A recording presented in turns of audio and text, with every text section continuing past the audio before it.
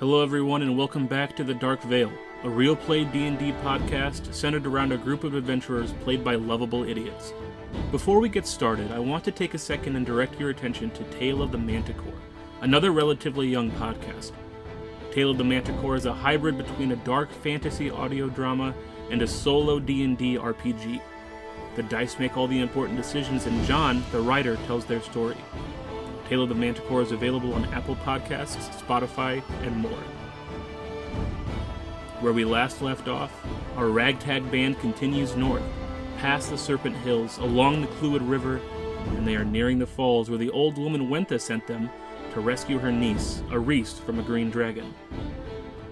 Having fought ettercaps and ogres, a giant frog, a flock of cockatrices, and a hag who wore Eric's face, they pushed on, along with their strange new elven companions, until they stumbled upon a small, homely cottage near the falls.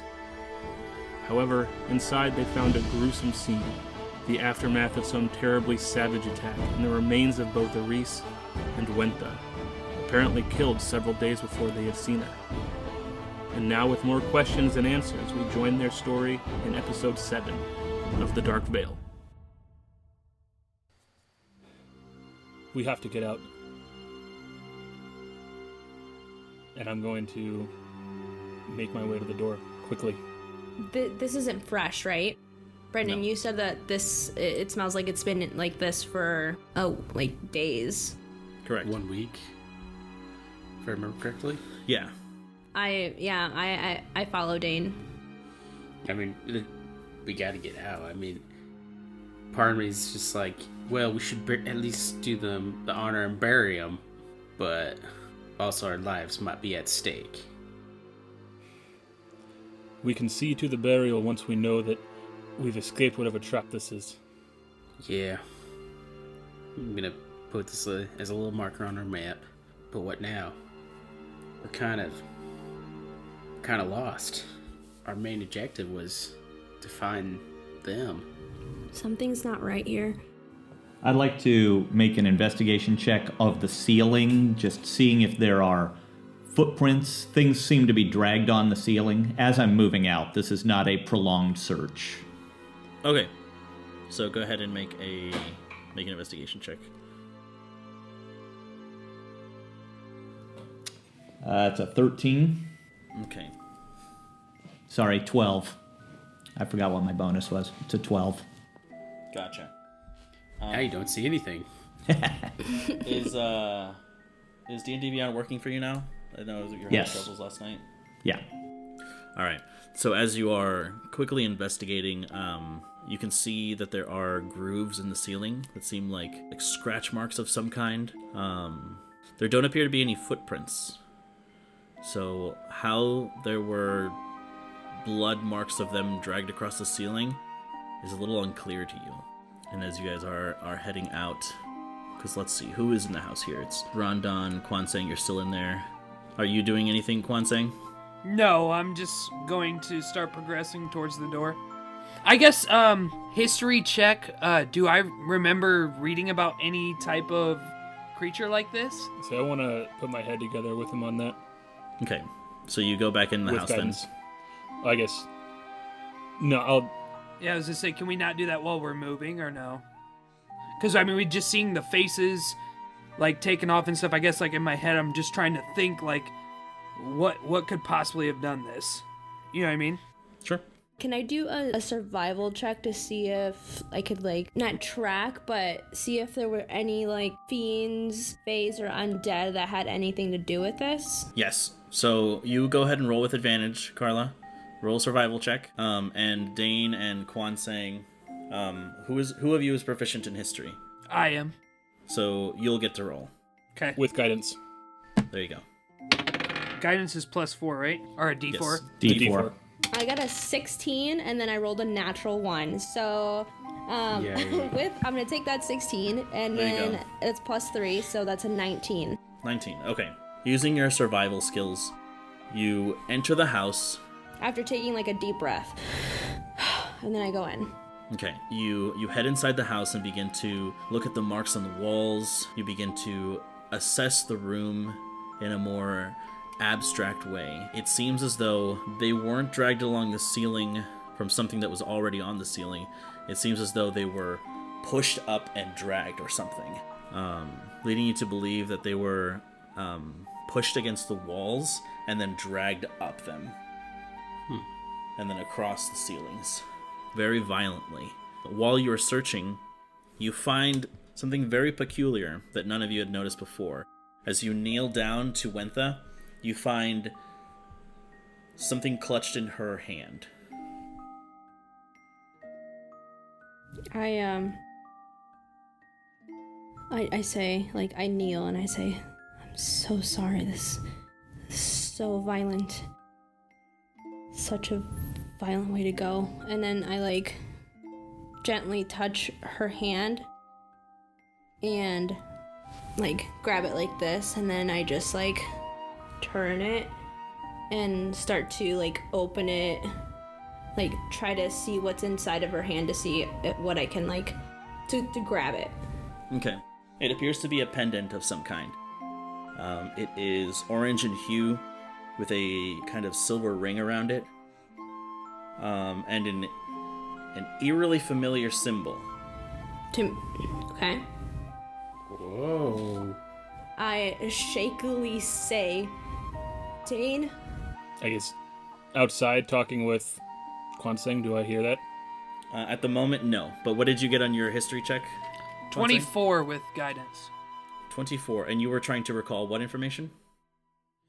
If I had remember any type of creature or anything that would snatch the face off of a human or a humanoid, I guess. Okay.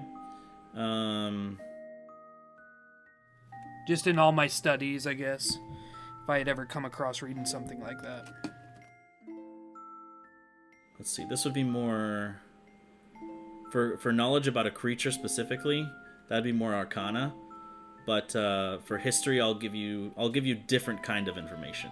Okay. I'll say that you have come across studies that have mentioned things like this before. Sure.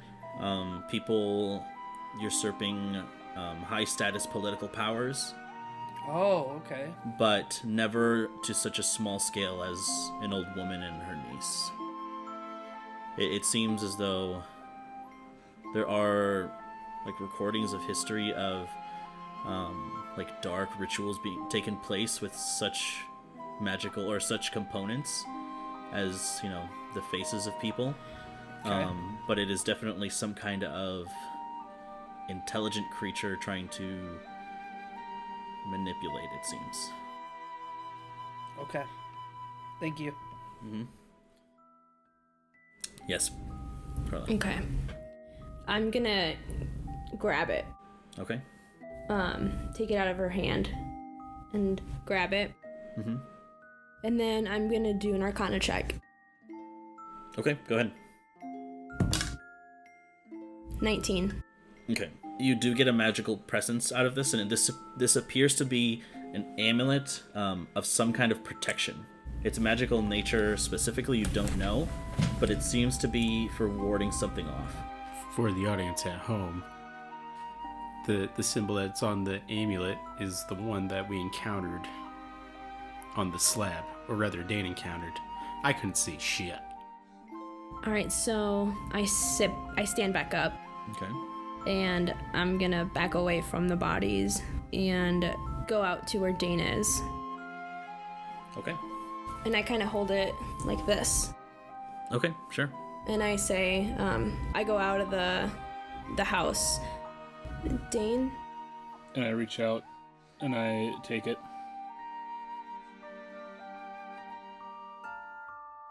Where did you find this? It was in Wentha's hand.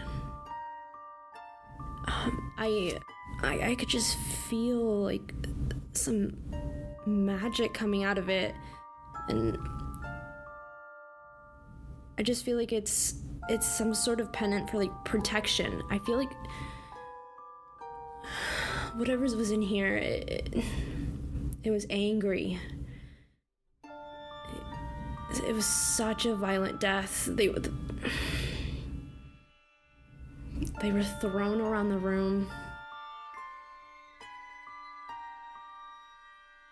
They were trying to protect themselves from something. I don't know.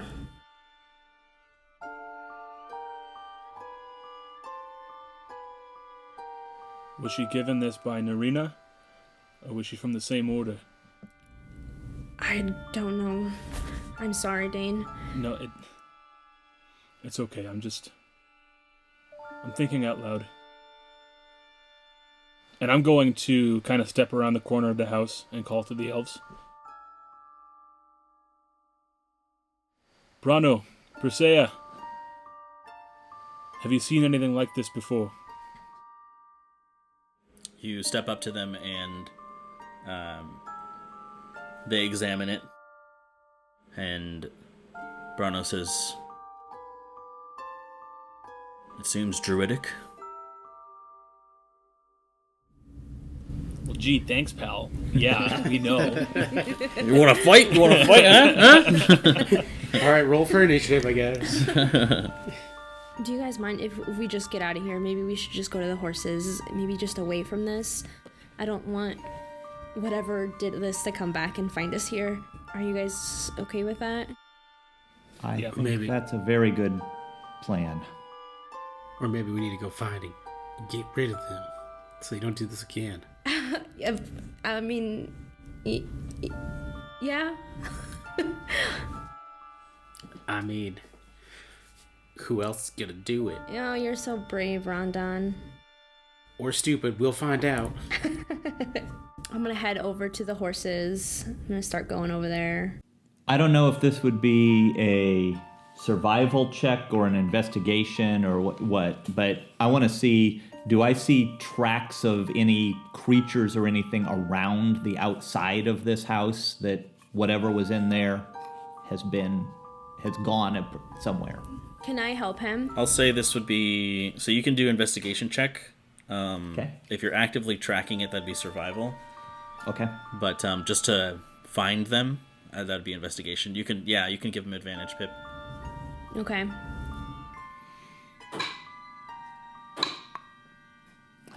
Thank you, Pip. 19. Nice. Okay. So, Eric, you take the time with Pip to kind of look around the area. There are pretty interesting things that you notice with that 19. You notice several trees that are scratched and broken. There are grooves in the ground. Several grooves in the ground that go in certain places of the house. The roof seems to be kind of damaged a little. It seems that a very large creature was here, and there is obvious signs of it. Well, obvious now that you've kind of looked around a little. But yeah, there just seems to be claw marks and kicked up or moved and torn grass and dirt. Pieces of the house on the roof are kind of chipped and broken. Have we kind of inspected the wounds of Wintha and her niece? No, you have not. Who is proficient in medicine? Yeah, it wouldn't hurt to give that a check. I'm heading back. I mean, I was helping Eric look as we were walking back to the horses. So I'm heading away. Say I'm proficient in medicine, but I've already started walking back toward the tree bridge. Gotcha. I want to go back into the house one last time before we leave. Okay. And I want to just investigate the house to see, was there anything that the person was looking for? Did it seem like maybe there was something that is misplaced? Maybe, I don't know. I doubt it. It's been a week, so maybe dust has collected more in one area than another. Maybe there was something on a shelf. You know what I mean? Just investigate the overall layout of the house and see if I notice anything that's different. Would that just be an investigation check while you're messing with that, Brandon? Yes, sorry. Okay. No, you're good. You're good. Not 20? Ooh, you guys are on fire. Natural 20, baby! Tell me everything. Yeah, how many boards are in the walls? The exact number of nails. As you are looking around, you thoroughly investigate the place. Looking under the beds, under the tables, in dressers, on their person. And you find what seem like folded pieces of paper in one of the drawers, but under a false like a false bottom to the drawer. Oh, that's cool. Yeah, just kind of like feeling around it, like you can feel it kind of like give, and you lift it up, and there are little notes in there. You open them up, and the writing to you is alien. Doesn't make any sense. I don't know if that's how that works for my anthropology. Okay. All right. Yeah. Then I'll. Is that all then? Yes. Okay. Then I will try and catch up with the group. Okay. You're the quick one, so it should be. What'd you say? So you're the quick one, so it should be pretty easy. Yeah. So when I catch up to them, I'm gonna show Dane first. I'm gonna say, "Hey, Dane. Hey, Dane, over here." Dane. Dane. I found these notes. Is this language anything like what you were seeing? And I take it, assuming he's holding it out to me. Yep. And I unfold it. And as you do, just like you saw before in the cave, the words just kind of pop. Like half an inch above the paper, there's this like blue writing that appears. And there are 20 to 30 folded notes in here. They all detail very short messages, checking in on one another. You see very vague mentions of a circle of some kind that they're a part of. Ooh. There is The Ark of the Covenant. There is a mention. Yep. There is a mention of someone named Antorian,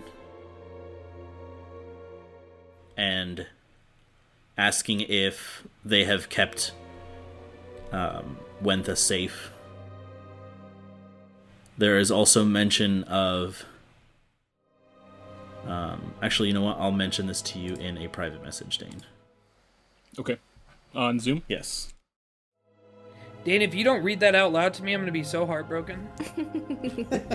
I'm trying to learn this language, boy. Can one be taught Druidic? No, it's a magical language. I can. It says in my thing. Unless the language, or unless the druid feature says something otherwise, but that's all I've known. There you go, Dane. A bright red fire in the woods in an enchanting melody. This amulet should be some sort of protection against it. A bright red fire. Have we seen anything like that? Not yet. I guess, Brandon, you said notes back and forth, keeping track of each other. Mm-hmm. Am I do I know who the notes are between?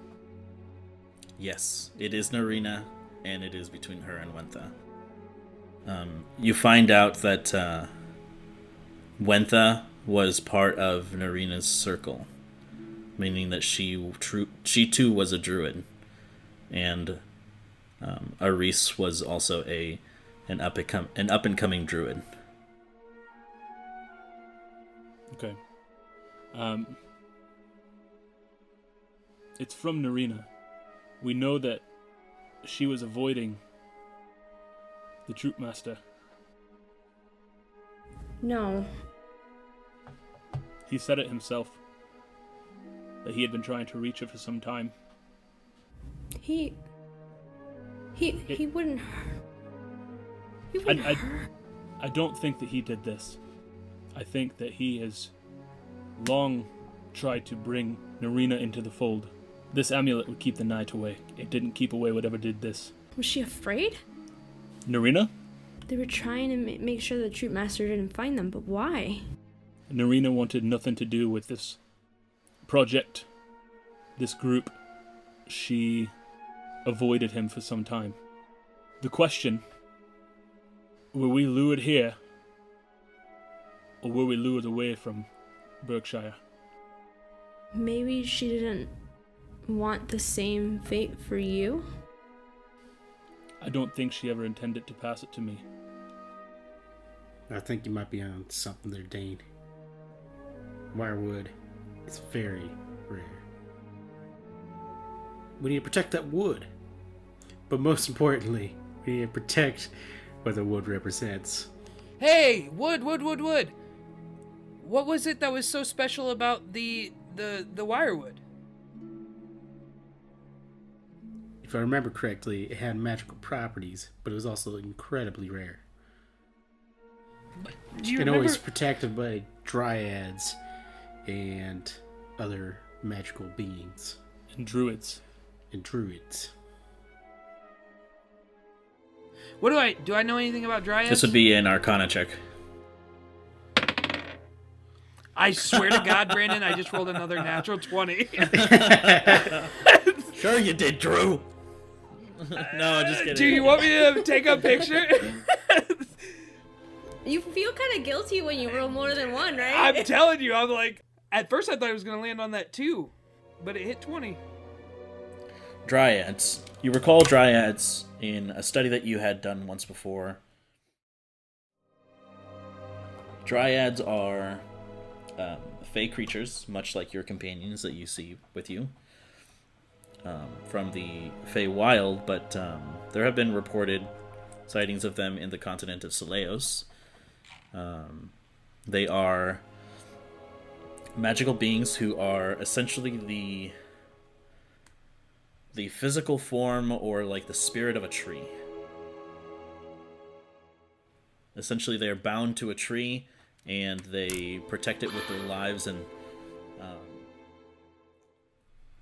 essentially they're just basically nature beings. Okay. And Rondon, what was your job with that tree? Well, I was to do what I normally do or what I do best, find the perfect tree, cut it down, bring it back. You know what? Now thinking about it, it was kind of suspicious that I didn't have an end address to where to drop off the tree. Just find it. Did you? Well, your troop master was the one that gave me the letter. But we did eventually find the tree. But with some unfortunate circumstances, you remember. Did we find the tree? Yeah, that was You where did not? Narina... No? That happened by the house I was building. So the troop master told you to cut down the tree. Yeah. Here, I'll send you a copy of the letter, Mac, if you don't have it. Yeah, I think I left my letter in the basement. My letter is on the table. How close was the tree to Narina's house? Fairly close. And this false Wintha sent us off. Away from the tree. That was protected by druids. Oh, shit. Looks like we're the big dummies now. We've been the big dummies. We are filling in holes that may not need filled, but I think we should go back as quick as possible. Can I do a perception check to see if I can hear anything coming? Sure, go ahead. Are you fucking kidding me? Let's go! Let's go! God damn. You know you guys aren't going to be able to abuse me like this when we're in person, right? We're letting fate decide, buddy. Yeah, fate's deciding. exciting. Oh man, I rolled a nat 20 right now. Yeah. I thought I was dead last night. I rolled my first nat 1 probably in forever. Yeah, I rolled a nat 1 earlier today. All right, so you kind of perk your ears up, Pip, as you listen. There's the sound of the rushing falls, but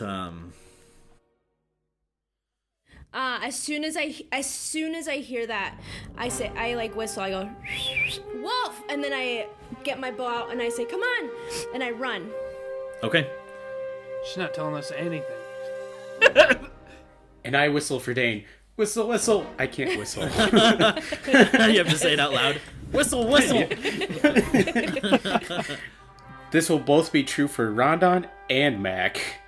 Can I like go between trees and like try to not be seen? You can't run and be stealthy. Okay, then I'm just gonna run.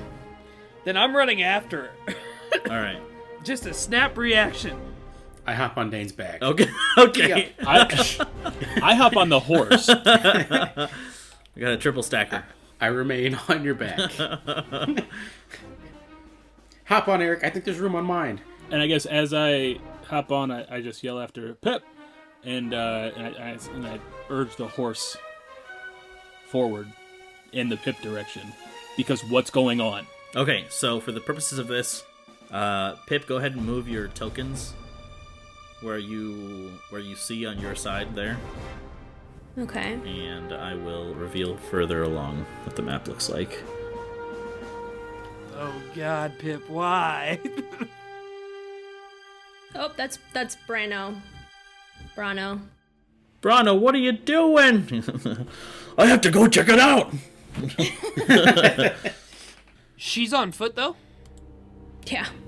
Okay, I run faster than her, so I'll catch her eventually. Okay, but we can't leave horses behind. Don't tell me what to do.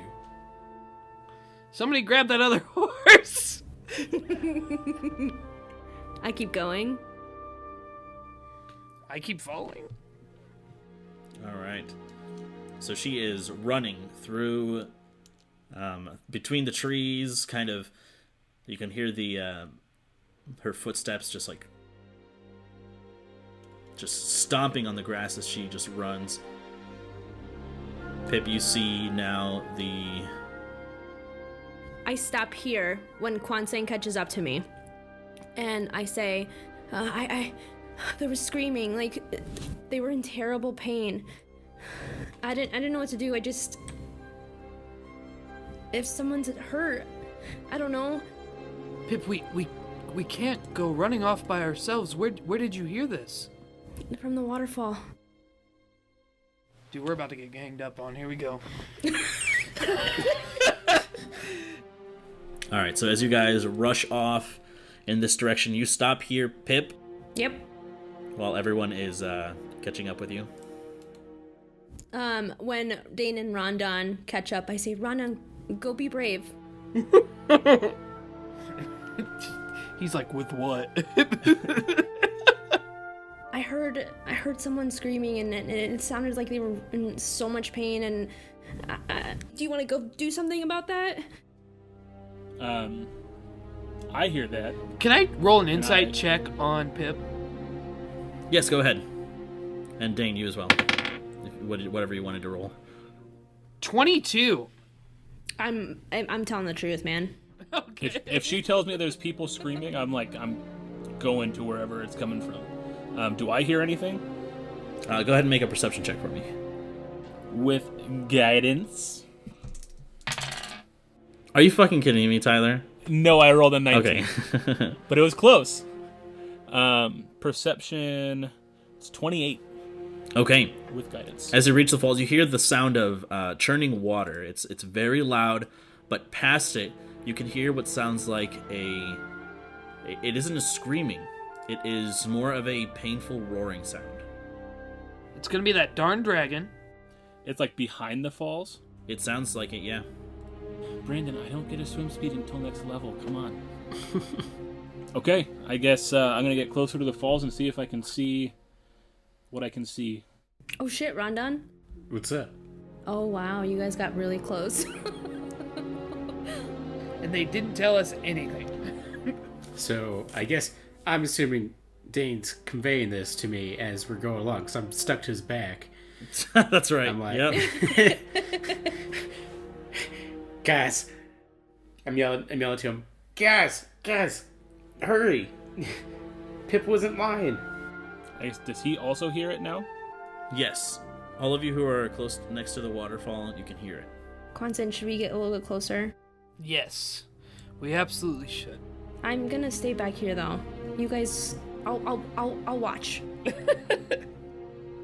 You guys have fun. Yeah, Good luck. I'm just telling you what I know. Right. And I can't get ouchies. Thank you. And I think Eric would nervously but also excitedly follow. Go with you guys, yeah, he would. What about Brano and Persea? What are they doing, Brendan? They'll follow closely behind. It doesn't sound like a scream. It sounds like something roaring in pain. And I will dismount the horse. And again, I'm going to see if I can I see behind the waterfall? Is it any... Can I see a cave? Make a perception check for me. Okay. With guidance. There you go. 22 that time. You can faintly see another side to the waterfall.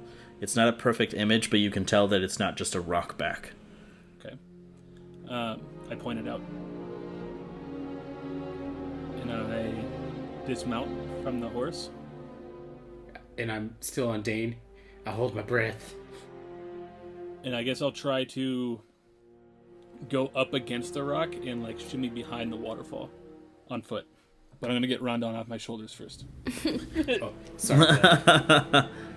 So you're trying to shimmy along the edge of the waterfall then? Like my back against the rock behind the water, if possible. Okay, so I'll need you to roll a... Go ahead and just give me an acrobatics check. Acrobatics? I don't want him to go alone. Can I follow? Yeah. I am going to use guidance on myself because Sure. it's a cantrip that I have, and why not? Do you want me to roll that Honest. too? For real that time. Jeez. I'll pick up my laptop and show you. We're rocking it. Fate's on our side. That's a nat 20 for you listeners at home. We're also at home. Yeah, I was talking to you guys. I rolled an 18 total. Count me in with Dane and Kwansang. It's 11 to acrobatics? 10 to acrobatics, sorry. Okay. Rondon's gonna start floating down the river. That's what I was thinking too. Alright, so as you guys are shimmying along the wall, then you kind of get right here, followed by Kwansang. It begins to kind of open up for you guys. You kind of carefully slide against the wall here. Rondon, as you are right here, your foot slips. I need you to make a dexterity saving throw for me. Well, fate is not on my side. It's another 11, sorry. Nope, I'm lying. That's a 6. So 8. 8. Okay. Fuck. Alright, so Rondon falls into the water. Dane! Sploosh as he begins to drift away. Can I like catch him as he's falling? No, that was the dexterity saving throw from him. Oh, man. Do I see this? Nards. Yeah, you would. Ah, shit. Wolf, go! And I tell Wolf to go get him. Alright, so as Wolf just gallops along the edge of the water, he leaps in, and Rondon, he snatches you up in his mouth, holding you by your shirt collar, and he drags you ashore. And I'm gonna reach up and scratch behind his ear and say, thank you, buddy. In the meantime, Dane, you and Kwansang have shimmied along the wall enough to get inside completely. It is pretty dark in here. It is dim light, and you can't see very far ahead of you. Neither of you have dark vision. You're also soaked. I'm going to use my wild shape and turn into a death dog again, because I remember light looking different when I was in death dog form last time. Okay, And they have dark vision of 120 feet. there you go. So I'm going to perception check, Okay, go for it. and I can't guidance myself because I can't cast druid spells, right? Correct. All right, so I do have advantage, though. So that's a 16 for the first roll. On smell and hearing? Dog has advantage on wisdom perception checks. Oh, shit. Nice. Yeah, death dog. Because it's got 2 eyes. That's right. So that's 16, and a perception is 6. So 22. Woo! Okay. So as you enter this, it's like a very dark cavern. You can hear the sounds of rushing water as you are kind of shimmying along the edge here. In your death dog form, Quan Sing is right next to you. The cavern opens up quite a bit for you with that perception roll. You can see this large, what almost seems like a prison almost made of stone, like this black rock. And on the inside of it, you could hear this horrible, almost like very guttural roar coming out from it. And at the edges of this prison, you can see scorch marks all around the edge.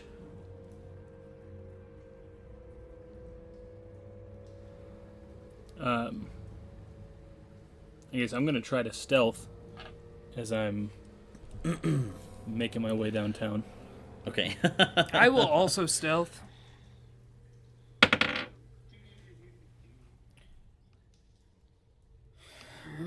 Brandon. There you go, buddy. Drew's penis. What is that, natural one? No! Oh no! It's not. It's not. It's the angle of my camera. Darn it. Here. Oh, nice. 19? Yeah. Okay. I thought it was a natural no. one. I was like, Oh, man, our this is luck's about to run be out. fun. I looked up and I was like, oh, that doesn't look right. 13 for me. Okay, perfect. So, you can just hear like the thrashing. There is... you can see kind of like a vague shape slamming itself against the sides of these like black, almost like stalactites or stalagmites. They kind of connect from ceiling to bottom, and every time this form thrashes itself against the edge of the cage, pieces of rock start to fall from the ceiling, and it's just like these small these clacking sounds. One of my heads is going to turn back to Quan Seng behind me. And in your head, Quan Seng, you're going to hear, am I correct that you can hear me? And I'm going to go, we have got to stop doing this. As you look at the camera, we've got to stop doing this. Just the gym look, just... Yeah. I don't know what magic lets me do this, but there is something in some sort of prison.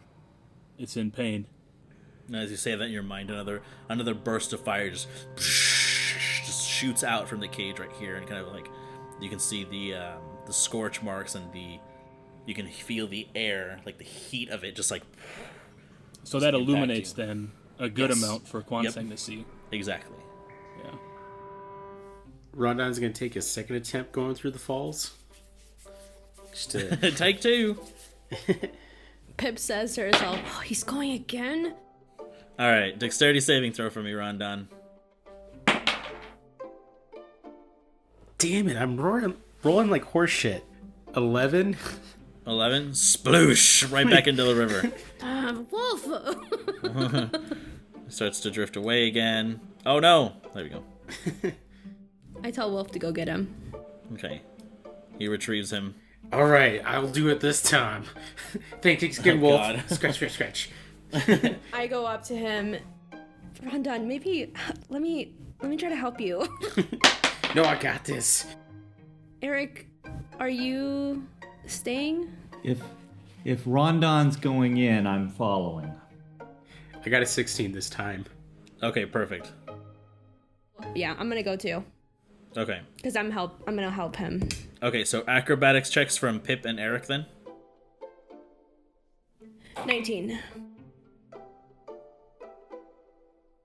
And I want to help Eric.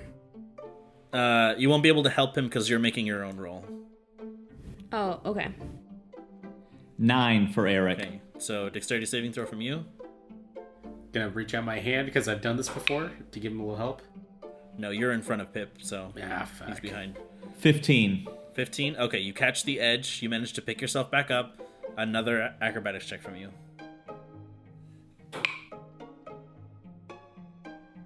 15. 15. Okay, you all make it safely across then. So should the small folk get some sort of advantage because they don't take as much space on the ledge? No, as far as a 5-foot square is concerned. Okay, so you're all kind of at this edge now. I guess how far, like this kind of lighter gray that we're on, the medium gray, I guess. How far above the light gray are we? Like 5 to 10 feet. Okay. Are you guys okay? And you see like one nasty dog head like lean back around. Dean, every time you do that, it scares me a little. And in your brain you hear, sorry. I'm going to do a check to see if this is the same creature that was by the house. Can I do that, Brandon? At the moment, you can't perceive the creature. Okay, good. That's fair. What's the lighting situation in here? Can we? It's dim light, so if you're making perception checks, they're at disadvantage unless you have dark vision. And I smell. Sure. Oh. Oh shit. Crawl back at it again with the natural 20s. That was a natural 20. It rolled, but it was a natural 20. Oh Jesus! All right. So you can smell. It smells very damp in here. You can tell that there is. What do I want to say? There's a heavy like burnt smell in the air. Not really much else. There isn't too much in the sense of smells here, but you can definitely tell there's a creature here nearby. Do I see like the charred areas that they see?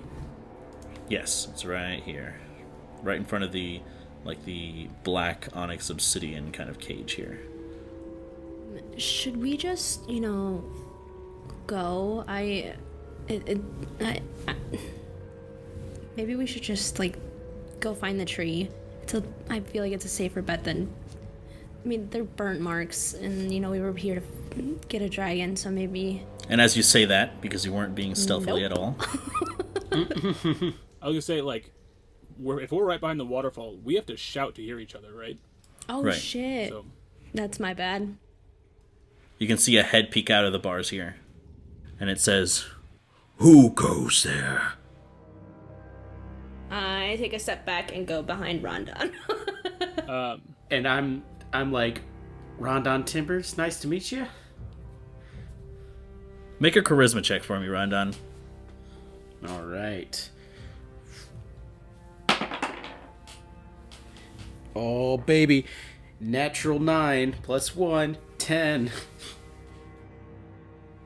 Rondon, you say? Yes, sir. Or ma'am. I don't know. Did you just assume my gender? No. Yes. Yes, sir.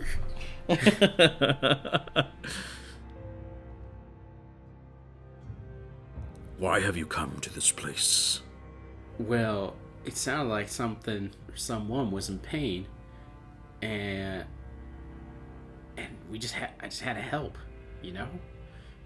When someone's in pain, you don't just leave them. Make a persuasion check for me. can you describe the head that I'm now seeing poking through the bars? Yes, so it is. You see this like green, almost like textured but not scaled appearance. It appears more leathery than anything. You can see these kind of like, well, I guess color is lost in here because of the light. But you can see these kind of horns jut out from the sides, almost like looking like antlers, and this one like large horn kind of protruding from the nose upward like a rhino. Okay. Sorry, Rondon, you were rolling a thing? I rolled rolled a 3 with the +4, so... Or sorry, with the +1, so 4. It says, "Why have you come to inflict more pain on me?" More pain on you? I don't want to inflict pain on you. Especially when you're crying out for help. That doesn't make any sense. Just then you can see this like blue electrical light kind of flash within the prison that he is held inside, and you can hear this horrible roar echo in the cave as it just kind of resonates all around you. How can I help you, sir? Or ma'am? Again. Dane? Does Dane know a darn thing about dragons? Not really. Nope. Okay. They don't teach about dragons in woodworking school, so Sure. What about me? make an Arcana check. Somebody had some dragon knowledge 12. when we met Wentha, because they knew that it was out of character for a green dragon to take a girl like that. It was Radric. Yep. All right, what'd you get, Kwansing? 12. 12.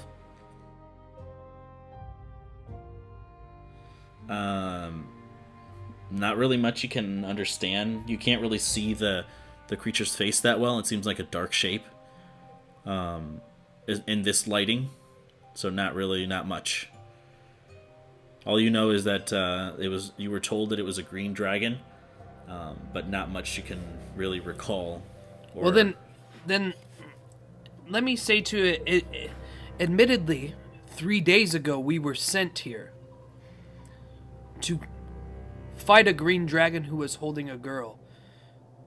We found that girl dead, and now we find you in a prison.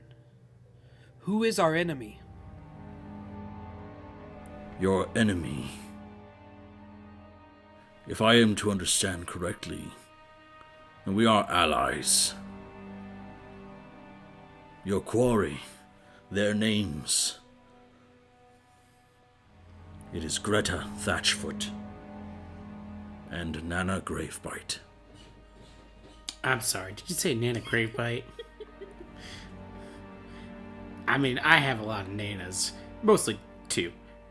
But I never heard of a Nana Gravebite. I'm sorry. I have a lot of nanas, mostly 2. Well, I mean, you have those Nanas that just come in your life, because they're just old and they're so lovely and they give you apple pie. But, I have 2 biological Nanas. So those are my mostly 2. Rondon, you studied biology. What?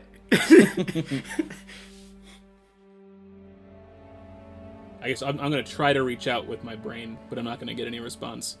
Okay. So I guess when he says that, I'm going to say 2 of them. Have they been to visit you recently? It is how I find myself in this predicament. Well, how can we find you out of this predicament? Who are you? What's your name?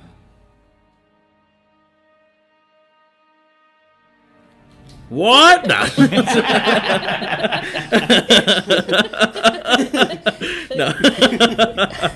No, he says, I am Antorian, guardian of the wilds.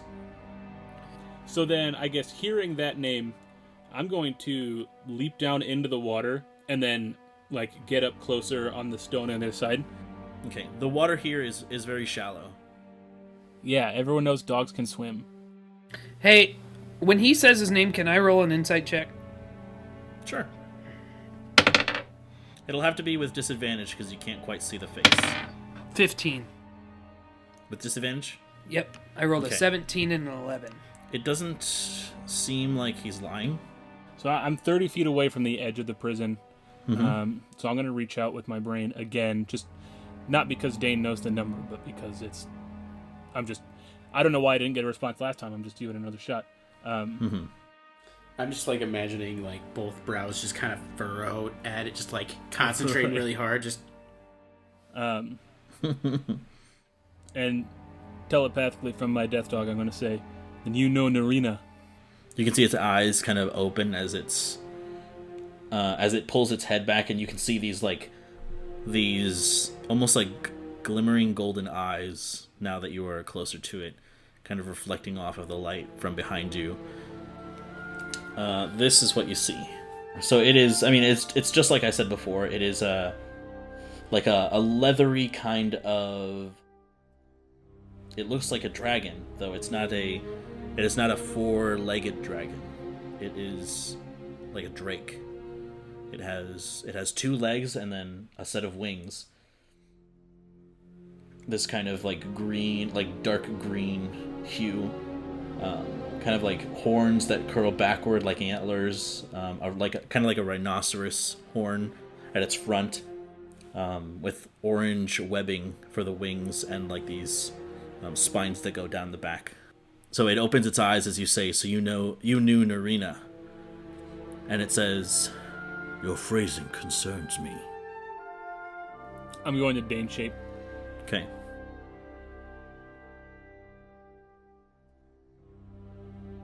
We've much to talk about. How can we free you? And just as soon as you say that, you can hear this cackling from the other side of the cavern. This little girl comes into your sight, Dane. I don't have dark vision anymore. I'm Dane shape again. It's still dim light. Okay. Yeah, so this little girl comes into view. Kind of from the side, and you see that it holds the same height as the little girl that you saw back in the house. The 16-year-old girl? Yes. And she says, "He's not going anywhere, and frankly, neither are you." And as soon as that gets said, you can see these like black obsidian pillars just cover the edge of the waterfall, blocking your exit. So only Dane sees this, right? You guys hear the pillars just kind of like come up from beneath the waterfall, just like rising up like teeth, just all the way up. I turn to Rondon and I say, "Well, looks like we're in for another one." And I jump down into the water and begin to swim towards Dane. And I need everyone to roll initiative. All right, so Eric, what'd you get? 12. Okay. And Pip? Natural 20, so 23 total. 23. Perfect. Dane? 18. Perfect. Wanseng? 16. and Matt got a 4. And sorry, I was getting to you. You said you got a 4? Yeah. All right, so as she says that to you, Dane, as you're no longer Death Dane Dog. You're just I'm just Dane Dog, D-A-W-G. You guys see the jagged pillars just kind of shoot up from the bottom of the waterfall. Starting us off at the top of the initiative, Pip, it is your turn. You currently see this thing, this happen behind you. You cannot currently see what is happening or what is going on. So, I move there, and then I'm going to, In the water? behind the pole thing. Okay, so just to kind of let you know, walking through the water, it's difficult terrain, so it halves your movement speed. Oh, then I won't do that. Okay, so I'll just stay right here. I'm going to do my Crimson Right. Okay. And I'm gonna say Utrepori, and then I'm gonna slash my my leg. And at the same time as I'm doing that, I'm gonna say Dole Aman Miam, and then I'm gonna invoke my Blood Maledict, so my Bloated Agony.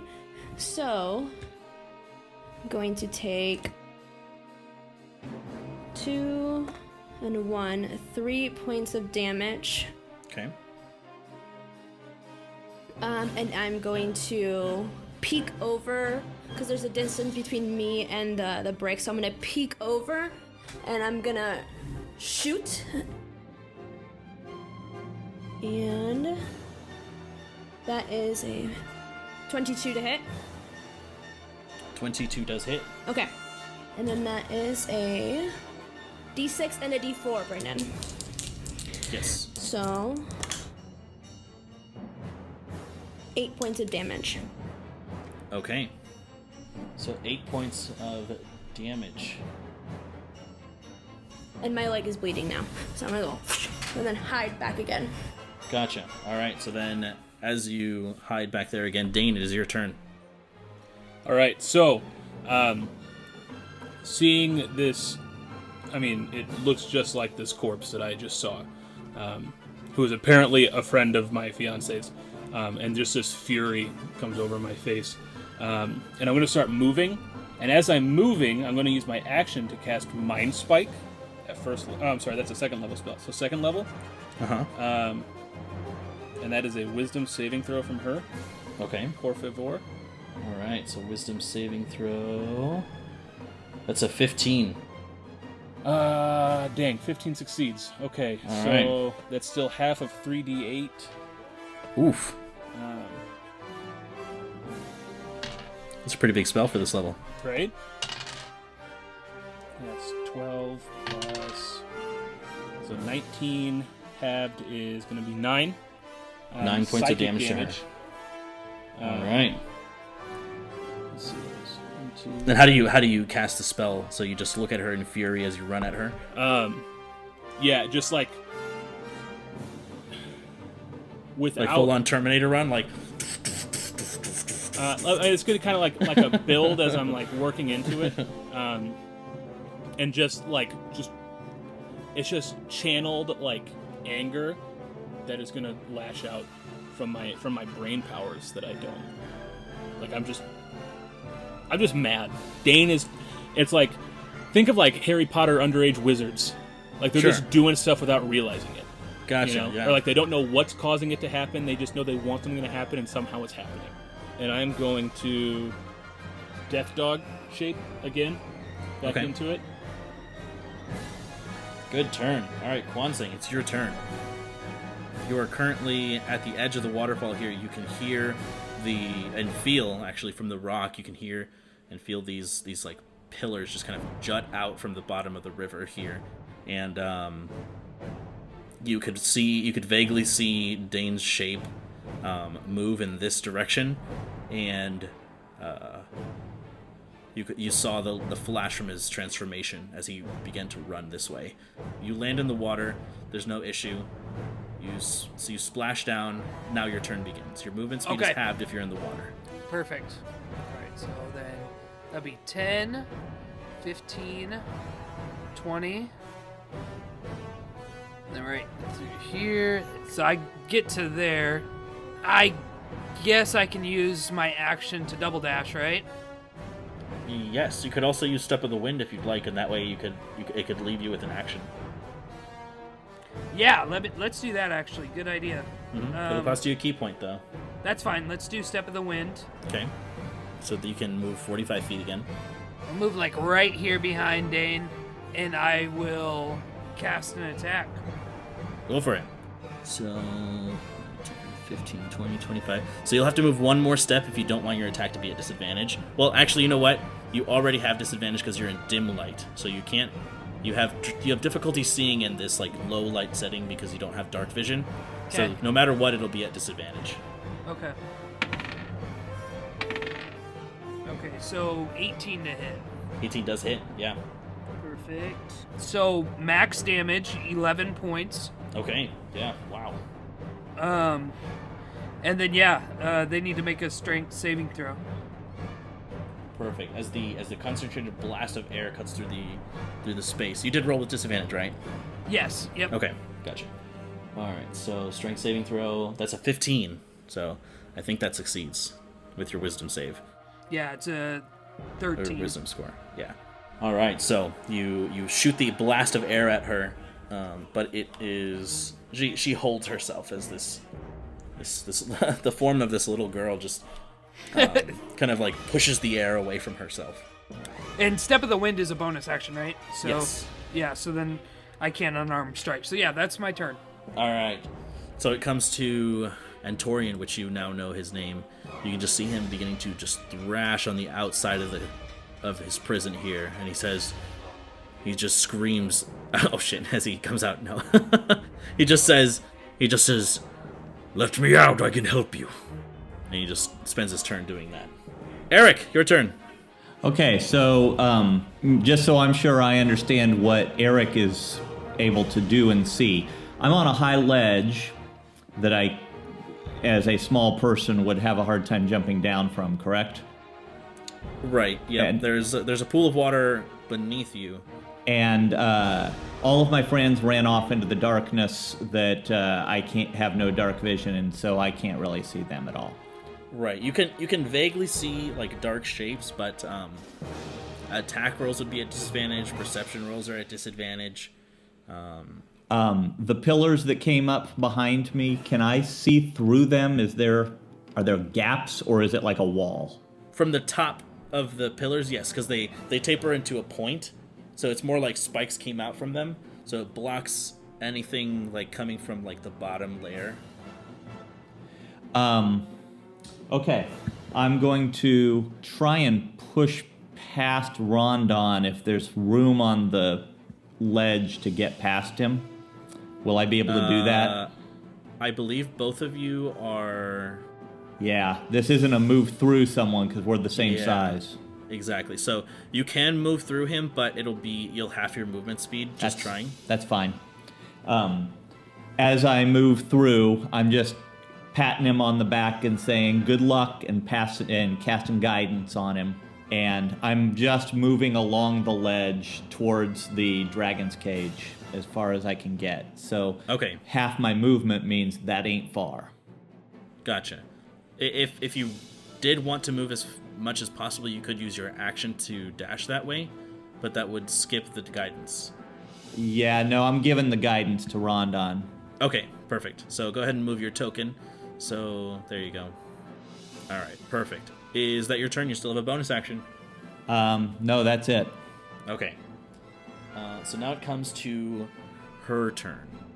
And she's going to look at both of you, Dane and Kwansang.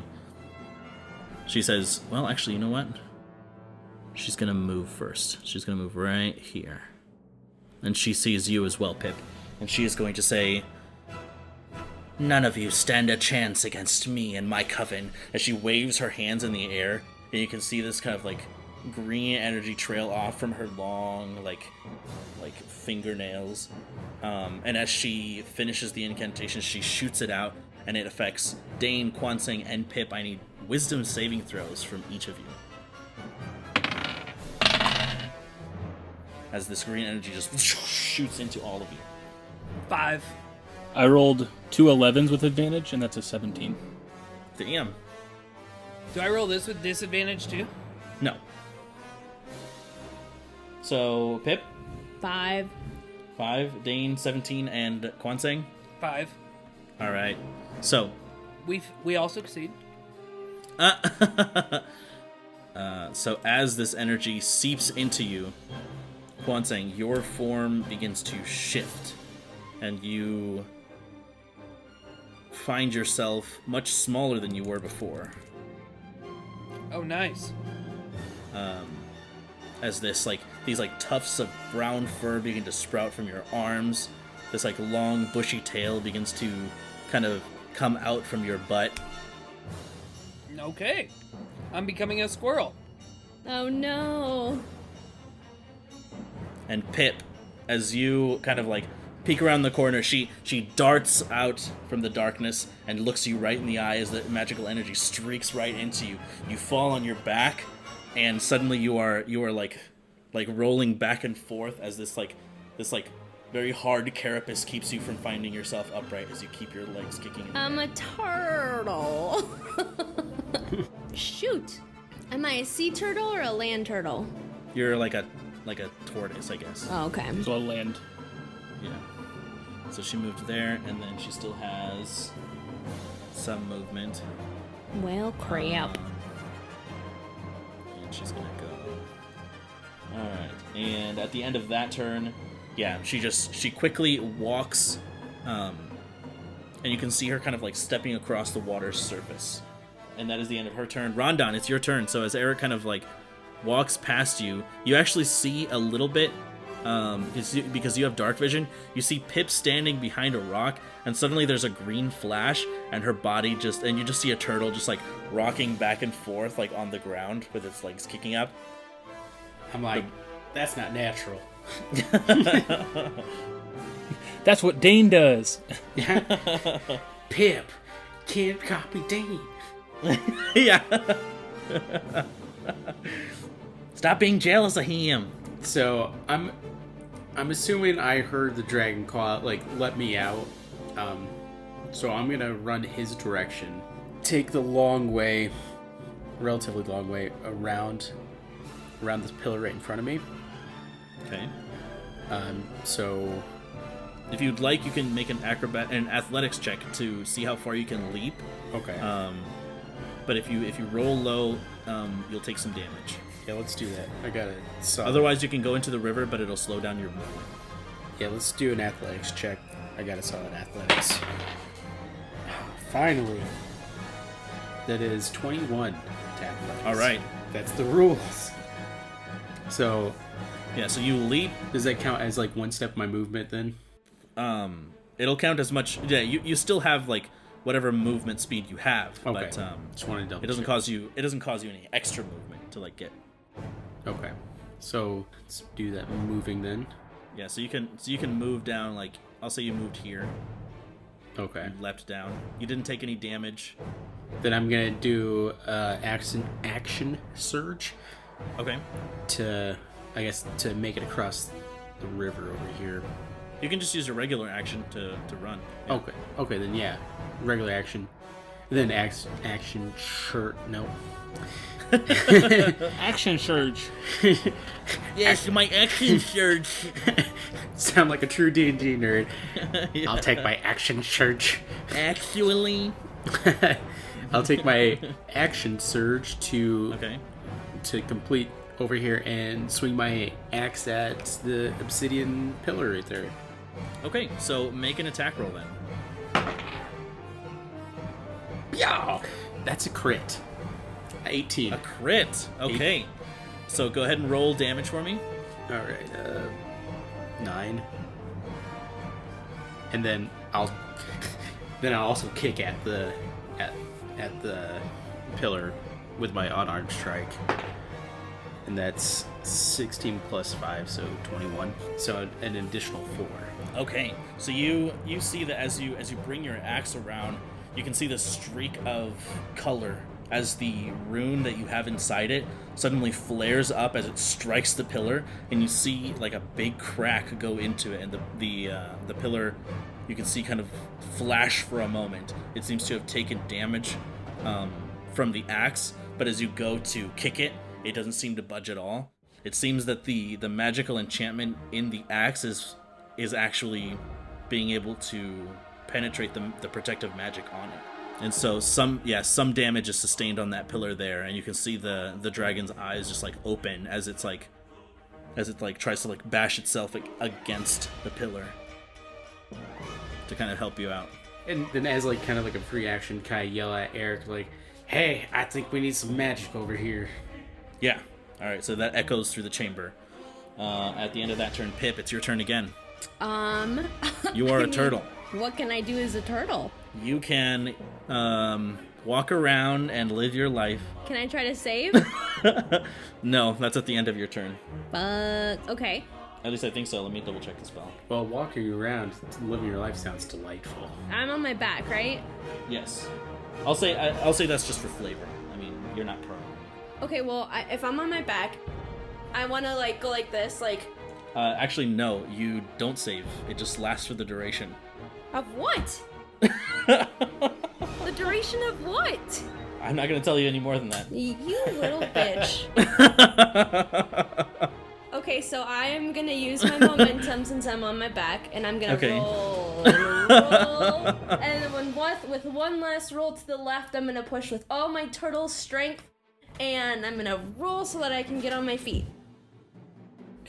You bet that when Pip gets over there, Eris is gonna get one mean ankle biting. Yeah. And then, I mean, how far can I move? I'll just say like 2 squares, sure, whatever. Okay, so I'm gonna move 1, 2, and then I'm gonna go. Okay. Just snap at the air. Yeah. And that's all I can do as a turtle. Mm-hmm. So that's my turn. And then at the end of my turn, since I did not amplify it and I want to be honest, she loses the bloated agony. Okay. So that is your turn, Pip. You scurry. And now, Dane, it is your turn as you are in triple D form. Triple D? All right. Dogtown? Dogtown? So, I am... You said the water is difficult terrain, right? Yes, if you would like, I will... If you want to try to leap around it, you can. But if you roll low enough, you'll fall into the water and be prone. Can I attack her from the water? Yeah? Okay, then I'll just... 40 feet gets me... Yeah, you're... Never mind. Yeah, it's not deep enough for you to have disadvantage on the attacks. It's just difficult terrain. Then I'm going to use my multi-attack. Go for it. Yeah, so you leap into the water. There's a big splash, and both of your heads just go... just consecutively. So the first attack is 12 to hit. Does not hit, I unfortunately. assume not. Yeah, she parries it with one of her arms, and you can see the flash of green energy just move one of the heads out of the way. And then a 9 to hit, so... And the 9 to hit, no, unfortunately, yeah. So with the second head, you just bite into the water as the you get a good drink of water. You gulp. Perfect. There you go. You are hydrated, sir. Kwansing, it is your turn. Do I keep my intelligence score? You do not. Okay, then I Not just... with polymorph. Yeah, you have a basic instinct of what's going on. You feel the need to protect your friends. It's all just like basic instincts. You know who your enemies are. You're not dumb, but it's just like you can't form complex thoughts. And so you have quite a higher movement speed than everyone else, though. I'll say for this because I don't think there's a character sheet for this, but I'll just say that you have 40 feet of movement. I'll just move right up to there then and wait to see if I come back to life somehow. Or Okay, you can hold your action if you'd like. yeah, I'll just hold my action for whenever I come out of this. Okay, so as a squirrel, you're like readying your airbending attacks. Yeah, absolutely. Chip and Dale. All right, so it comes to Antorian's turn, and he once again is just thrashing at the edge of this prison, and he just says, "Please release me." As it comes to Eric's turn. All right. Eric is using the mist that's just pouring off the waterfall and vanishing from the ledge, appearing on the other side of the river right here. Awesome. And then moving over. On the map, there's space between these bars. Can I fit between these bars and get in there? Yes. Okay. I'm actually going to try and pass between the bars. My movement only takes me 1 in. Okay. And ask Antorian, what do you need me to do? How do we get you out? Destroy the barrier.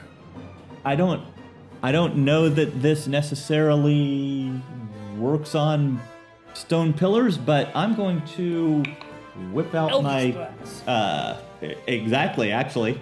Whip out my wand and fire at the one that Rondon hacked at a little bit. Fire a burst of energy. There you go. So roll an attack for me. Okay.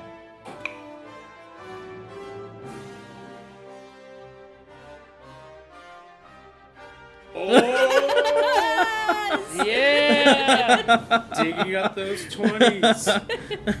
Yeah! You know what that shovel means. There you go. All right, Mike. So you can either roll twice or just roll once and double it, but you have to decide before you roll. Yeah, I find it more fun to roll twice. So that's a 10 on the first roll and a 2 on the second. So good. 12 total. All right. 12 total. Okay. And with that pillar just crumbles to rock. As you see it burst, and you see the big leathery wings of Antorian kind of beginning to squeeze through the bars now. As it's on his turn, he'll take his full turn. It'll cost him half movement to get out because it's too small. But all right, so now it is her turn, and she is going to look at Kwansang the squirrel and Death Dane dog, and she's going to, since you are the only threat here, Dane. Just fall over dead. Yeah, no. She sees that. Yeah, she's gonna do this. She is going to. That is like my least favorite thing of any encounter. Yeah, she's gonna do it. Just as you saw before with the sea hag, you see her beginning to form these circles in the air, and you see this electrical charge kind of go around her fingers, in one way, in the other way. And Kwansang, you looking at this, it's not entirely unfamiliar to you. What? You've seen this before, but drawn from a different place. As she conjures lightning from her hands, and she shoots it in a straight line, shooting forward past you, Dane, in this direction. So it goes from here, through these cracks and down to Eric and Antorian. So I need Dane, Antorian, and Eric to make dexterity saving throws. Ooh, he's not very good at dex. That's an 8 for Antorian.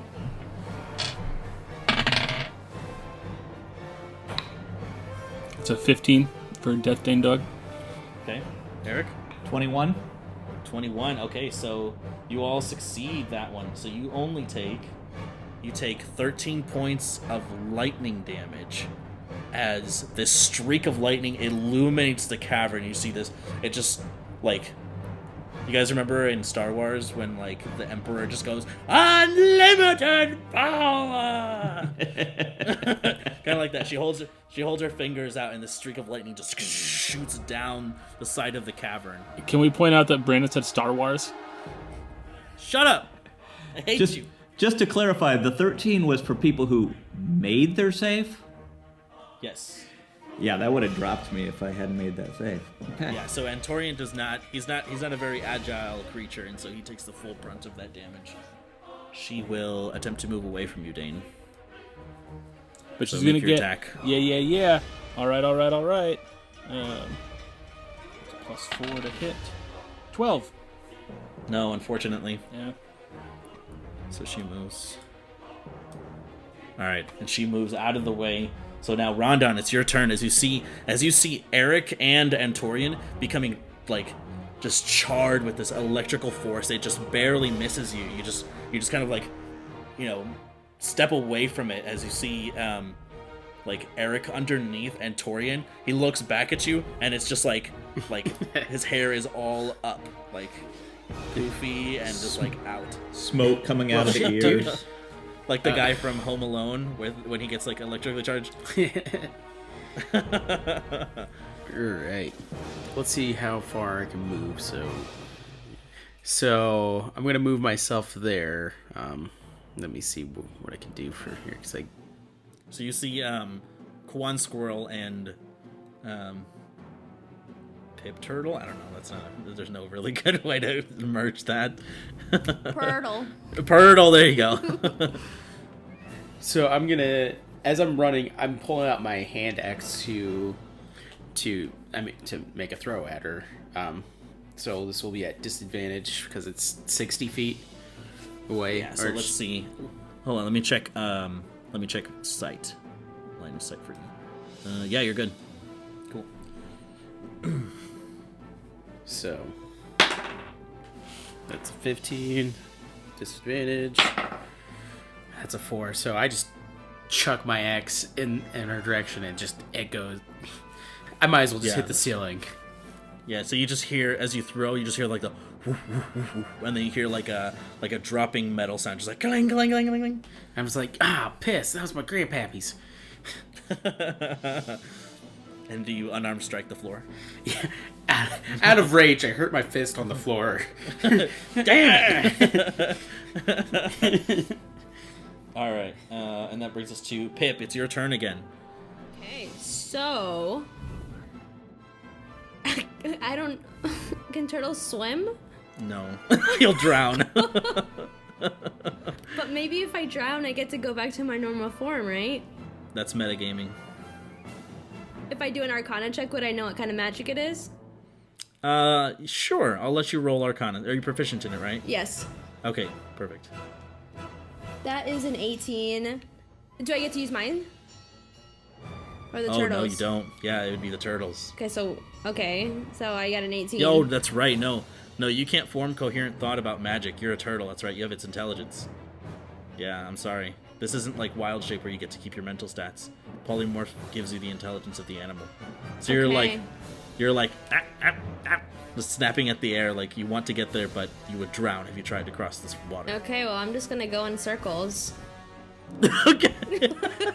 Just pacing. Yeah. And it's Yeah. my turn. Sorry, Carla. It's okay. All right, Dane, it's your turn. You're a drenched Death Dane dog. I look back. Does it look like they've gotten the dragon free? Looking back, yeah, you see one of the pillars has shattered. It's too small for him to make a full movement out, but he'll take like half his movement trying to get out, like squeezing through. Okay. I'm going to turn back. Because I'm not having a lot of luck attacking her. And I'm going to move 5, 10, 15, 20, 25, 30 to this one right here. Okay. Dane shape. Grab Okay. the thunderous bell off my back. All right. And I'm going to take a swing at this pillar. Go for it. Yeah. If I was Rondon, that'd be a crit. Damn. That's a 21 to hit. That hits, yeah. All right. I don't know if there's anything special about structures, but that is 4 thunder damage. All right, so you're using... Because the thunder spell has like a... Isn't it a D8 and then plus a D4 or something like that? If I use a charge, we never determined if it had any charges available. It had 9 charges because you used one in the cave. Okay. Yeah. So it was fully charged when I got it. Yes. Got it. Yeah, I didn't get to use it. So then You can use your reaction to create that damage. I will do that. Okay, so then roll an extra D4 then. Okay. And then just mark off a charge. That is max on that D4. That's 4. Perfect. So then 8 total. Mm-hmm. All right, so that and Actually- thunder damage. What's that? It says 1d4 per charge expended. There's nothing in Oh. the wording about using more charges, but There you go. Yeah, you Um, can use however many charges you want, but you don't get them back unless you crit. unless I with it. crit. Right. Yep. So I'm going to use 2 more. Do it. That's another 3 and another 3. So that's a total of 14. 14. Wasn't it? And yeah, this structures are vulnerable to thunder damage, so it just crumbles away. Dane in remembered one- the cavern wall cracking when he accidentally used it. There you go. Yeah, so that creates a space large enough for him to move his full movement on his turn. That's my turn. Good turn. Hwanseng, you're a squirrel. I will. Can squirrels swim? I mean, at half speed, but yeah, they can swim. And you said 40 feet, so there's 10. Mm-hmm. 15. Oh, wait. 15 here. 20. 25. 35. 40. And I'll hold my action again. Perfect. All right, so you're just like swimming through like really quickly, and then just like scurrying across. You can hear like the little the tapping of your claws, kind of like scraping across the rocky floor, and you can see Aris is just kind of like skipping away, and you can see I hate her. she is carefree, and now it is Antorian's turn. He's going to use his action and bonus action to grab the both of you and he is going to. You see these orange leathery wings just extend out in the cavern as they kind of like they vibrate because it seems like, like the stretching thing. Like he hasn't opened his wings in a long time, and so his wings unfurl, and as they do, he swoops over the cavern, over to where Aris is, as you guys are currently in his claws, and as he lands right here, he releases the both of you exactly right in front of her.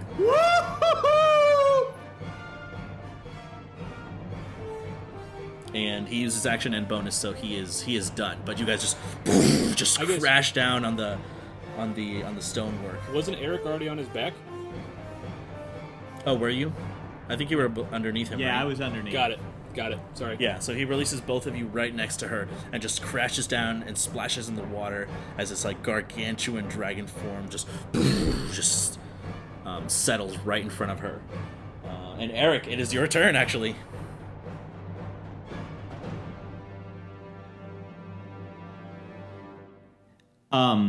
Remembering a stray dog that I grew up with, I just point my wand at Aris and yell, "Sit!" and cast command. Alright, so wisdom saving throw. DC 14. Oh, DC 14. Alright, that is a 12. So you see her, as you cast the spell, this like whirling of purple energy just like shoots down at her like a funnel, like as you hold it out, and as she like just stands there stunned, you can see her just fall down on the ground backwards on her butt, and she just like open eyes, just like unable to move. So Rondon, it's your turn now. All right, so I'm gonna do my best to get over there as quick as I can. Babe, I feel so sorry for you. No, you have to call me Purtle until I'm not a turtle anymore. All right. Purtle. So I'm gonna do a full dash. Am I able to hop over the little water areas? I will give you an athletics check if you can manage, but you'll fall in the river if you don't succeed. Is that a D4 then? An extra D4, yep. Okay. So I'm assuming this is athletics, right? Because I'm sprinting. Right. So with the guidance, I'm gonna use 4 plus 5, 9 plus 1, 10 to hop 10? over. Yeah. Which area were you hopping over again? Just kind of going northwest. So so I'll say if you wanted to clear this, 10 is perfectly acceptable. okay. It's not terribly difficult to leap across this. So I think that puts me into the mix, if I did my math right. There you go. So you used your action to dash then, is that it? Yeah. Or Yeah. Okay, perfect. And yeah, that'll be my turn. Oh, I guess no. I have to unarmed strike follows an attack. So yeah, that'll be my turn. All right, so that brings us to Pip. Purtle, you are left behind. You are biting rocks. Okay, I'm gonna keep going in circles. Okay. I mean, do I see everybody? From here, no. No, so yeah, I'm gonna just keep going in circles. I'm so sorry. No, you're not. You're like one of the biggest damage dealers, so I'm kind of glad that you're out. All right, so then that brings us to Dane. It's your turn. You have been plopped down right in front of her. As she sits, she is prone. If you were to attack her, you do have advantage on this strike. I'm going to just smack her across the face with this dang old great club There you go. with advantage. Yep. Two-hand. Does that make a difference? Oh, it has to be two-handed, so... Yeah. So that is 21 to hit. That does hit, yeah. That is 10 damage for the great club. Mm-hmm. I'll use another charge. Just one more? One more. Okay, so just keep in mind that this does get rid of your reaction. Is that okay? Dane doesn't know that. I mean, for meta's sake, like, you know your weapon. Okay. Yeah, I'll save it. Okay, so no. No thunder. Okay, gotcha. All right, so 10 points of damage. You just hear like the bong as you crack her on the side of the head with this thing. That would freaking suck, getting smoked in the dome with a Yeah. with a bell. Like, And as you do, she has to make a Constitution saving throw, and she succeeds. All right, so Kwansing, it's your turn as you are a squirrel. Yeah, I'm just gonna try and get on her. And do I have like a bite attack or? Yeah, it's. I'll say it's +2, and you deal 1 point of damage. 16 to hit. You have advantage. 19 to hit. That does hit. Yes, so 1 point of damage to her, and a Constitution saving throw from her. That's a 19, so she does succeed. So you're still a squirrel. And now it comes to Antorian. As you see, he flies up in the air on top of all of you to kind of get you to a good position, and you just see, and you guys hear this like rumbling, crackling, roaring fire as he just sprays the entirety of this whole wall in flames. And you see her hair begin to be singed and burned. She needs to make a dexterity saving throw with disadvantage here. Oh, so that's a natural 19 and a 16. So that is... So she still succeeds. However, she does take 5d6. 5d6. So halved that. So it's 10 points of fire damage to her. that's another As Constitution save. another Constitution saving throw. Thank you for that.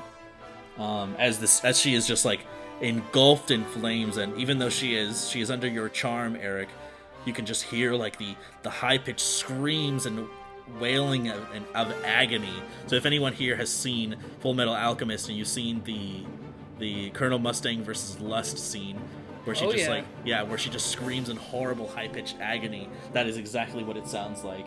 And as it comes to the end of Antorian's turn, as he's flying over all of you, Eric, it is your turn now. As you have the wand held out in front of her, you can see her eyes just glistening in the burning glow of the fire as the heat just like is so close to you. You have to like squint your eyes and almost shield your face from it. So she rolled an 11, so that is still enough to pass. Eric, it is your turn. I'm going to pull out the eye on the pendant that we took off the sea hag Okay. and hold it out to her. Where is the rest of your coven? And hope to get a reaction. Okay, gotcha. Is that your turn? Yes. Okay, all right. Yeah. So as you say that, you can see her slouched, kind of like prone form, just like bring its head up towards you, and a smile curls across her face. You can see the visage of Aris, which was this like little girl, burn away, and you see this like green skin, like haggard old appearance with this white, now charred hair, and she smiles at you through the pain, and she says, "They are coming for you." And as she does that, you can see her beginning to weave a spell through the air. No. From her back? Oh God! And you see her suddenly disappear. If she comes back, like, I'm gonna prepare to attack her. Okay. As that happened, Pip, you become Pip again. Okay, and then I like, like There you go. pat myself. Is Quantin still a squirrel? Oh no, he's not anymore. So as she cast that spell, both of you ceased to be animals.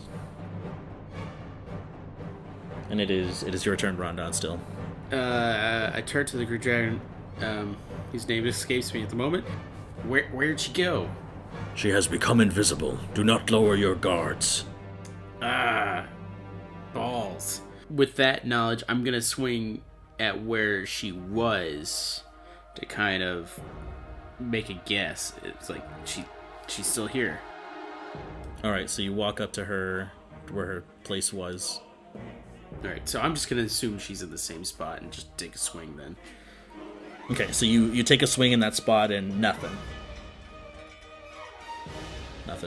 Nothing seems to find purchase. You just kind of wildly swing your axe in the air.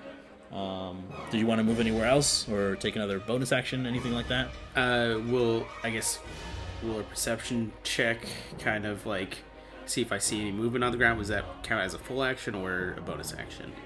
It would have to be, it'd have to be a full action. So Okay. because you swung, Yeah. Then unfortunately. Yeah, that'll be my turn then. All right, Pip, you are back to yourself. Finally. Okay. You have arms again. Yeah. Okay, so I am going to jump this area right here. Okay. Do I need to do it? Yeah, make an athletics check. To see Well, how, can I do acrobatics?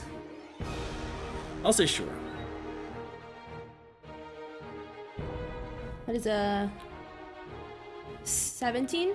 Yeah, that's fine. So you managed to clear that. Is that 5 feet? That is 10 feet? 10 feet, yeah. Okay, I move right there, and then I'm gonna, because I don't know what happened, right?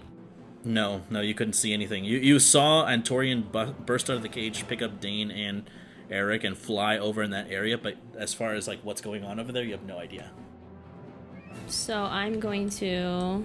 Okay, so I'm gonna double dash, so that lands me here. Can I, as a bonus action, can I do a perception check, or does it take an action? It takes an action, unfortunately, yeah, to do a skill check. Yeah, unless I call specifically for it for the purposes of story. Yeah. Gotcha. So then I'm gonna stay where I was, and then I'm gonna do a perception check then to see what I hear. Go for it. 12. 12, you hear the sounds of like talking and moving and like the swinging of weaponry. You hear the flapping of the wings from Antorian as he's just in the air, just kind of hovering above everyone else. Gotcha. Since my Crimson Right is still active, I'm just gonna like have my bow up and ready. Okay. I can't hold an action because I already used my action. Exactly. But I'm just gonna be ready for anything. All right, Aiden, it's your turn. I guess I'll perception check. Go see for if it. I can see where she went. I guess I'm gonna try to wild shape, but I've used all my wild shape charges. Sure. So then just a normal perception check with no special senses. Great, 24. 24. I will privately message you.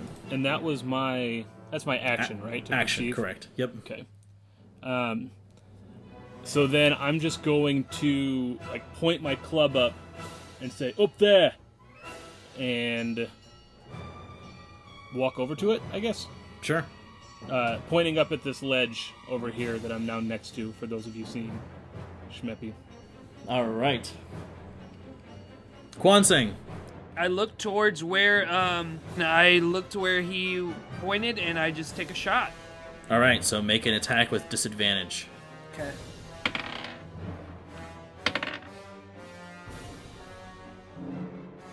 $15 to hit. 15 does not hit. No. So as you strike the air or strike the space where he points out at you, or points out to you, it just strikes the edge of the cavern and it's just like boom. You can hear the slam of the air.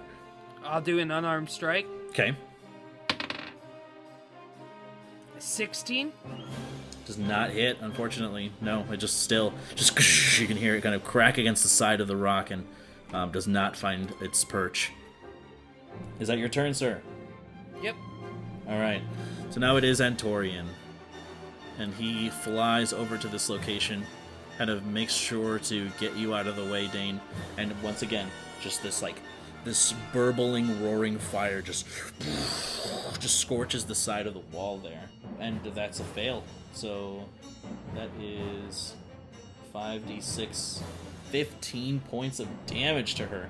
As this just, you can hear her screams even though she's invisible, and like a vague form like outlines, creates an outline from the fire. So you just see like this like feminine form just outlined by fire, and you can just hear it look at her writhing in the flames as she needs to make a Constitution saving throw. She does succeed. And Eric, it's your turn. You can see the vague outline of her form, so you know the space that she's in, but she still has the bonuses from invisibility. You said she did make her Constitution save? Yes, she did. Yeah. And she is how high? She's about 10 feet up. I'm gonna Misty Step again. Okay. And try and appear up next to her. Okay. Where I don't know which. Okay, thank you. I wasn't sure which token was mine. They're all clumped together. And again, I'm still holding the eye amulet thing that we got off the other sea hag, and I'm. You're coming for us. We're coming for you. And jam her with a dagger. Go for it. 20. 20 does hit. So this is going to be booming blade There you on go. this. So the damage is going to do 6. The dagger is going to do 6 damage. And then if she willingly moves, she'll take some force damage. All right. Thunder damage. All right, so you say that to her as you hold the amulet in one hand and you drive the dagger straight into her chest with the other. You can see the blood beginning to cool down as she makes a Constitution saving throw. She does succeed again, and then it comes up to her turn. This is the cavern. This is the cavern wall. This is the ledge. Yeah, and so as she is right next to you, Eric, still engulfed in the flames, she does move back one space. You can see her. As soon as she moves out of range, she disappears, but I'll allow you to make an attack of opportunity with disadvantage. And she does take the thunder damage because she moves away from you. Okay. Do you care which one happens first? Do you want one first? It doesn't matter, no. Does Artorian get the opportunity attack? No, because we've moved to the different rules, like the standard rules for opportunity attacks. So with disadvantage, that's an armor class 11. No, that does not hit, unfortunately. So you just whoosh, you just swing your dagger out at her, but the thunder damage or whatever it is. Yeah, thunder damage. She takes 6 points of thunder damage. 6 points of thunder damage. All right, and as she steps back here, as you are all neatly lined up, once again she begins to weave electricity in her hand, and as she creates 2 circles next to her, she shoots out from her hand this blast of electrical energy. So I need Eric, Dane, Antorian, Kwansing, and Rondon to all make dexterity saving throws. As a bolt of lightning shoots from her hand and strikes the edge of this rock here. Pip, you are just out of reach of that.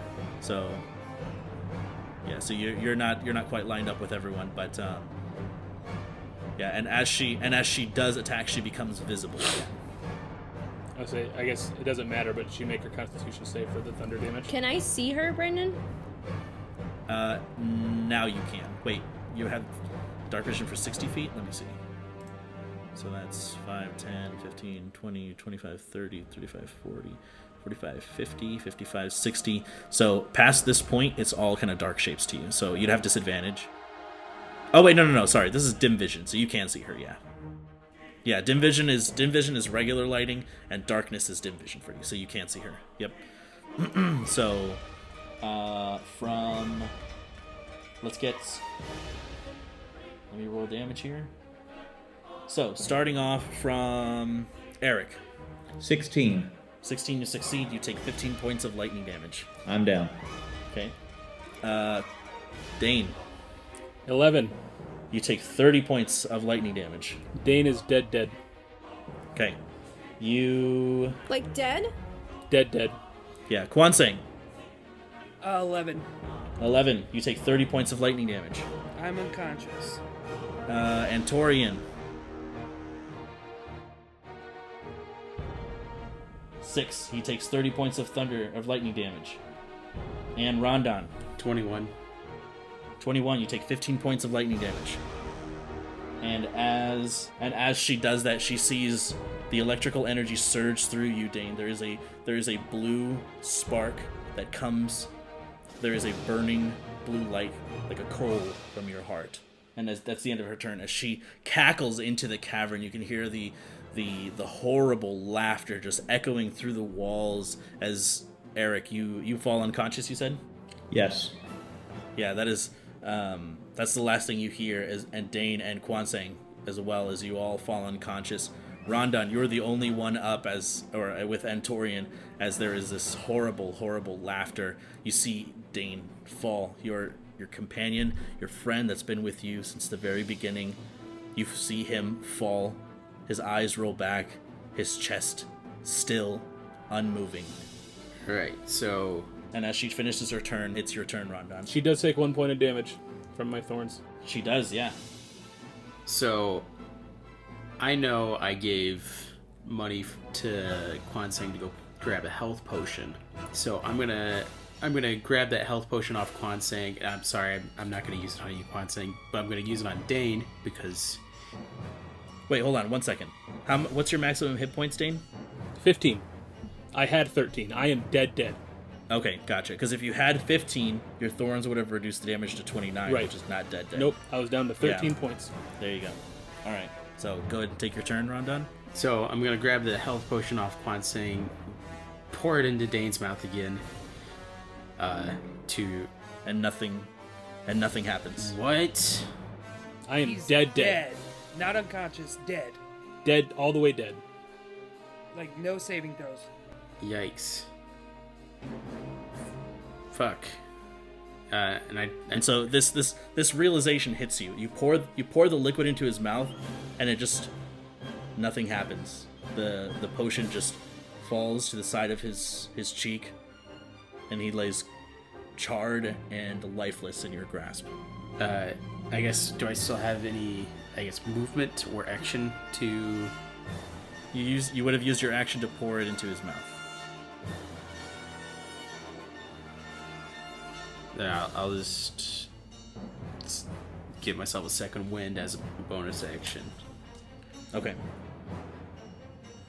So 1d10 plus 3. Yeah. So I'll go back up to up 7 hit points, Okay. and that'll be my turn.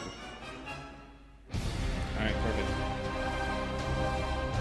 All right. And as Pip, it's your turn. So you see this horrible blast of lightning strike everyone in the row, and you see Eric, you see Kwansang, you see Dane all fall unconscious at the same time. I drop my bow and my arrow, and I fucking Super Saiyan Okay. hybrid form. All right. So you hear this horrible, this just like wrathful screaming roar from across the chamber as this like burst of muscle and fur just transforms as this feral appearance takes hold of Pip. And I just fucking go. Does your movement speed increase? It does not. I'll let you dash as a bonus action if you want, just for this. Okay, so I get right here. Yeah, because this is a special moment. Can I attack? Yeah. I fucking just grab her, and I use my claws, and I imbue Crimson right into my claws. Okay. So, 2 damage. And I grab her, and I push my claws into her heart and into her chest. So I got a 20, not natural. That hits. Yeah. Oh shit.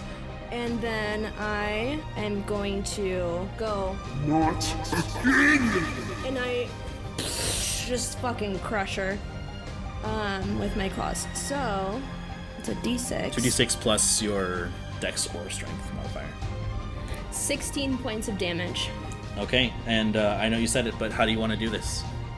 So, I dig my claws Okay. deep into her, You can hear the breath escape her. She goes, and I say, Not again. Not ever. and I just rip her apart. Okay, and you can hear the crunching of bones, the tearing of muscles as you just split her in two, and as your razor-sharp claws just extract her insides and to the outside.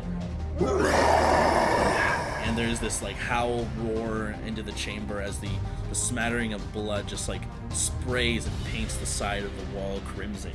And as that finishes, she is no more. And as she goes down, As she goes down, I turn into Pip and I'm on my knees.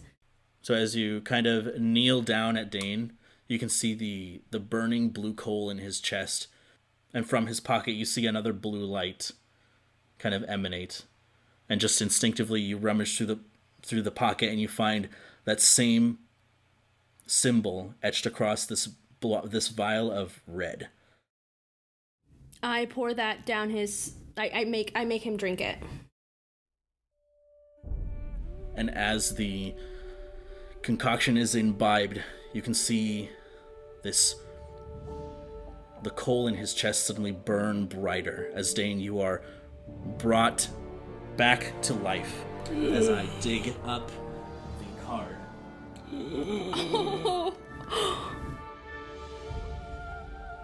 And I'll send this to you right away. All right. So you awaken as your eyes are burning blue, and the coal is burning in your eyes.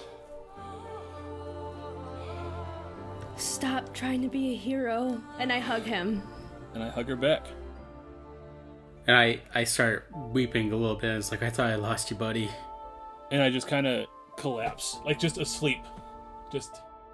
I wipe my tears and I go over to Kwansen and I start looking through his stuff to see if I can find a potion or anything. I don't have anything. Carly, you should have a potion yourself because you were with Kwanseng when you bought potions. That's true. Oh, here it is. Okay, so I take out my potion. Are Eric and Kwansen both down? Yes, they're both unconscious. Can I give them each half? No, unfortunately. Okay, so I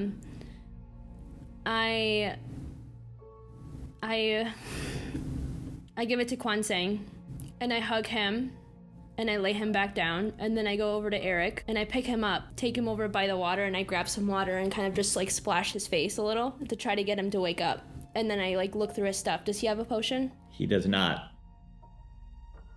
Okay, then I It's at this point that from the corners of the room you see both Presea and Brano making their way over. Pip's eyes are red, like trying to hold back tears, and she's trying really hard to not just bawl. Since it takes them quite a while to come over there, Eric, I do need you to make a death saving throw. You bet. That's a 4. Okay, so first failure.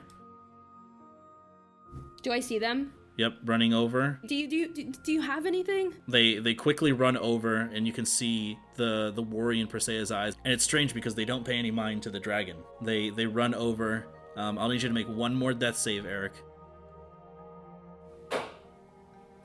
That's a 13. Okay, so first success. As Presea runs over to you, you can see the orange energy kind of leave her hands as she casts heal on you. And suddenly a burst, 70 hit points, just it just explodes into you as your clothes just like what is it called? Like ruffle out. We've got to stop her. It's done. She's dead. Just you're okay. Who got her? Did you get her? It doesn't matter. It matters to me. We all got her. She's gone. There's more of them. She said they were coming for us. I see the elves motioning to them. They said that there was a coven. She talked about there being more of them. We've got to be ready. We've got to take them all down. We will find them. So that they can't hurt you guys again.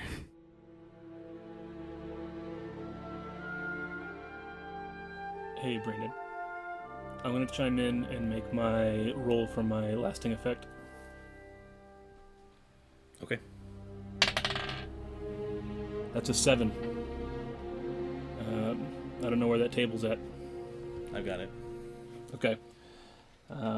Oh, by the way, Eric and Kwanseng and Dane, you all have a level of exhaustion. I have 5. So your speed is at 0, Dane. You cannot move. 80 is what I rolled on the lasting effect table. I go over to Kwanzaa, and as I pass Rondon, I just put my hand on his shoulder. And then I go over to Kwanzaa, and are you okay? I am alive. A step away from death, and a step away from okay. But I will make it. And I'm gonna just quickly apologize to Kwansei. I was like, I owe you a health potion. I'm sorry. I took one off you, and I should have given it to you. Kwanseng doesn't laugh. Kwanseng just looks at him and says, I know you did what you needed to. And that's all that matters. Oh, I'm glad that you're okay now. But I owe you one. I owe you a drink. Perhaps some more coffee? Coffee it is. I rush to the water. You see Antorian kind of settle down between you all, and he says, "Am I interrupting something?" Wow, I was just about to brew a fresh pot of coffee. You want some? No. Your loss. Do you mind if we just rest here? I know this is your cave, but can they just stay here and rest for a bit? Yes, I believe we have much to discuss. Take the time you need. I shall be back shortly. Oh, God. You may want to inspect the northern part of this cavern. I heard someone captive there. I shall return. And he flies out, and you see him kind of clear the space between the water as it parts slightly. And as he leaves, you see a familiar kind of form paddling through the water as Wolf comes from beneath the waterfall.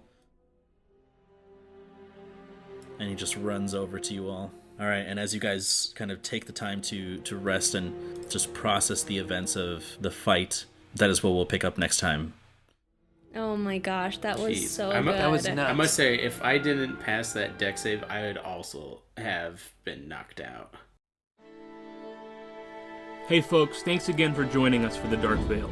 If you liked it, the biggest thing you can do for us is to share our podcast with your nerdy friends, and leave us a review wherever you listen to podcasts. You can find us on Facebook at Realm Narrative Gaming, on Instagram, TikTok, and Twitter at RNG Presents, or go straight to our website at rngpresents.com. Thanks again, everyone. Take care, and we'll catch you next week for The Dark Veil. The Dark Veil is a production of RNG Presents and features Mac Anderson as Rondon, Tyler Brinker as Dane, Drew Doland as Kwanseng, Carla Elfritz as Pip, Mike Lewis as Eric, and the Dungeon Master? That's Brandon Rubio. Our amazing music provided by Aiden Chan, and this episode edited by Carla Elfritz. Thanks for listening. See you next time on The Dark Veil.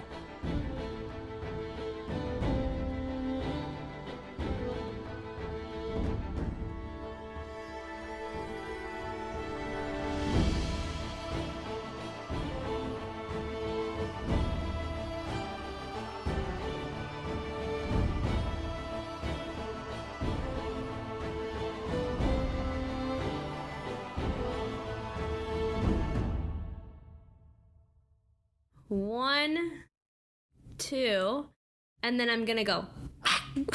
Okay. Just snap at the air. Yeah.